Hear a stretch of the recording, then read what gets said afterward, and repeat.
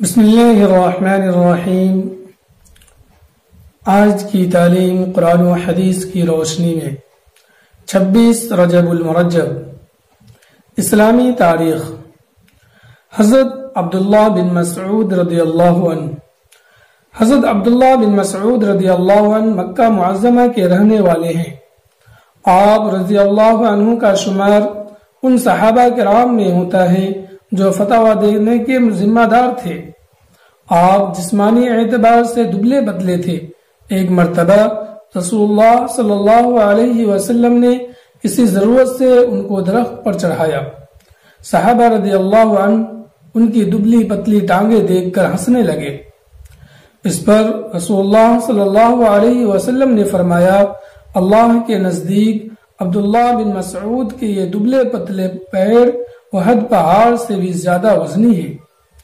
حضور صلی اللہ علیہ وسلم کے خاص خادم ہونے کی وجہ سے صحابہ رضی اللہ عنہ ان کو صاحب النعل یعنی جوتا والے، صاحب الوسادہ یعنی تکیہ والے کہا کرتے تھے۔ ان کو قرآن پاک سے خصوصی شغف اور تعلق تھا۔ قرآن خوب پڑھا کرتے تھے۔ حضور صلی اللہ علیہ وسلم نے فرمایا، جس شخص کو قرآن شریف بالکل اسی طرح پڑھنا ہو جس طریقے سے اترا ہے تو وہ عبداللہ بن مسعود رضی اللہ عنہ کے طریقے کے موافق پڑھے۔ اپنے زمانے میں حضرت عثمان رضی اللہ عنہ نے انہیں کوفہ کا امیر مقرر کر دیا تھا۔ سن 32 ہجری میں ان کی وفات مدینہ منورہ میں ہوئی۔ حضور صلی اللہ علیہ وسلم کا معجزہ، فتح کی پیشن گوئی۔ رسول اللہ صلی اللہ علیہ وسلم نے خیبر کے دن فرمایا، کل اس جھنڈے کو میں ایسے شخص کے حوالے کروں گا جس سے اللہ اور اس کے رسول محبت کرتے ہیں اور جس کے ہاتھ پر اللہ تعالی فتح دے گا۔ دوسرے دن آپ صلی اللہ علیہ وسلم نے حضرت علی بن ابی طالب رضی اللہ عنہ کو بلا کر جھنڈا ان کے ہاتھ میں دے دیا۔ پھر اسی روز اللہ تعالی نے خیبر کو فتح کر دیا۔ ایک فرض کے بارے میں تمام رسولوں پر ایمان لانا۔ قرآن میں اللہ تعالیٰ فرماتا ہے، جو لوگ اللہ تعالیٰ پر ایمان رکھتے ہیں اور اس کے رسولوں پر بھی اور ان میں سے کسی میں فرق نہیں کرتے، ان لوگوں کو اللہ تعالیٰ ضرور ان کا ثواب دیں گے، اور اللہ تعالیٰ بڑے مغفرت والے ہیں، بڑے رحمت والے ہیں۔ فائدہ: اللہ تعالیٰ نے انسانوں کی ہدایت اور رہنمائی کے لیے جتنے نبی اور رسول بھیجے ہیں ان سب پر ایمان لانا فرض ہے۔ ایک سنت کے بارے میں، پانی پینے کے دعا۔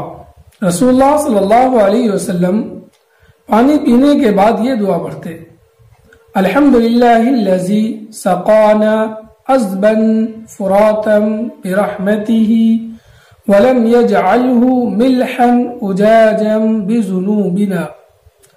ترجمہ: سب تعریفیں اللہ کے لیے ہیں جس نے ہمیں اپنی رحمت سے میٹھا پانی پلایا اور اس کو ہمارے گناہوں کی وجہ سے کھارا اور کڑوا نہیں بنایا۔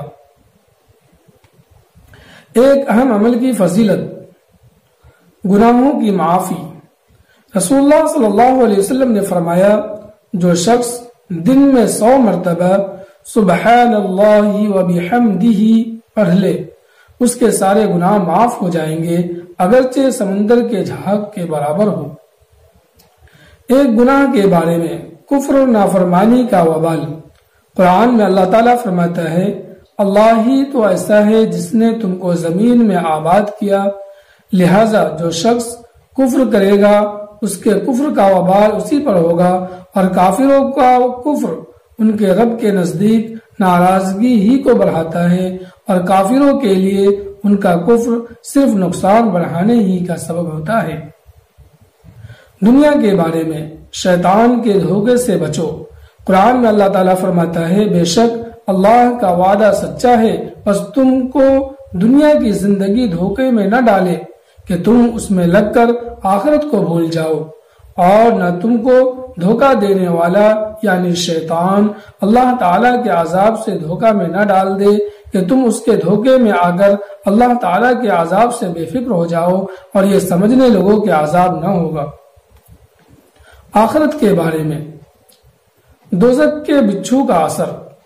رسول اللہ صلی اللہ علیہ وسلم نے فرمایا، دوزخ میں خچروں کی طرح بچھو ہیں، ایک بار جب ان میں سے ایک بچھو ڈسے گا تو دوزخی 40 سال تک اس کی جلن محسوس کرے گا۔